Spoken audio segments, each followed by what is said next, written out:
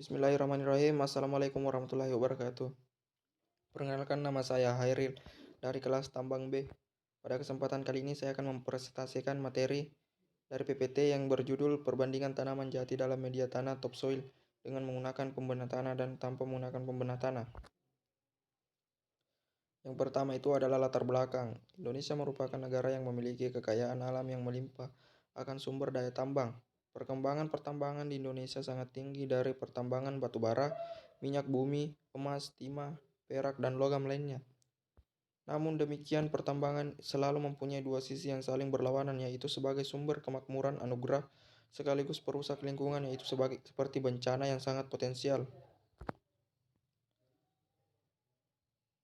Perubahan kondisi lingkungan yang terjadi di lokasi tambang dan sekitarnya merupakan konsekuensi dari proses kegiatan penambangan. Namun demikian, perubahan lingkungan tersebut dapat diminimalkan dengan melakukan reklamasi pada lahan-lahan bekas tambang yang telah dinyatakan selesai.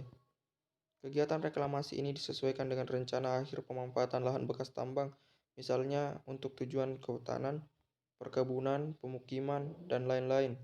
Untuk memaksimalkan pertumbuhan tanaman pada masa reklamasi, salah satu metode yang bisa dilakukan adalah dengan memberikan pembedah tanah atau amelioran pada lahan bekas tambang.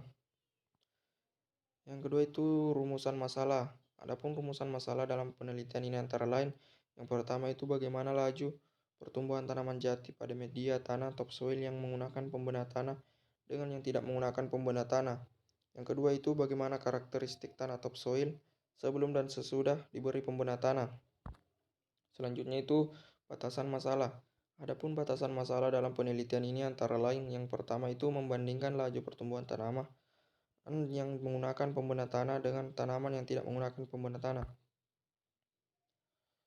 Yang kedua itu sampel topsoil yang digunakan berasal dari PT Rusa Taminta yang berada di Kabupaten Kolaka Utara. Yang ketiga itu penelitian ini dilaksanakan di Laboratorium Reklamasi dan Erosi jurusan Teknik Pertambangan yang bertempat di Kampus Fakultas Sains dan Teknologi Universitas 19 November Kolaka. Selanjutnya itu tujuan penelitian. Adapun tujuan penelitian ini antara lain, yang pertama itu untuk mengamati dan membandingkan laju pertumbuhan tanaman jati pada jenis tanah laterite topsoil yang menggunakan pembedah tanah dengan yang tidak menggunakan pembedah tanah. Yang kedua itu untuk menggunakan atau mengetahui unsur tanah laterite topsoil sebelum dan sesudah diberi pembedah tanah. Kegunaan penelitian. Adapun kegunaan dari penelitian ini antara lain, yang pertama sebagai bahan perbandingan antara ilmu yang didapat dalam perkuliahan dengan kegiatan sesungguhnya di lapangan. Yang kedua itu sebagai perbandingan pengetahuan dalam mengenali proses pengelolaan dan pemantauan reklamasi lahan pasca tambang.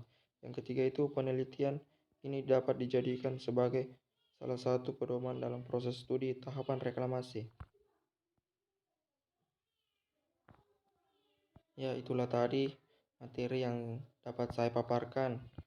Yang saya akhiri dengan ucapan Assalamualaikum warahmatullahi wabarakatuh.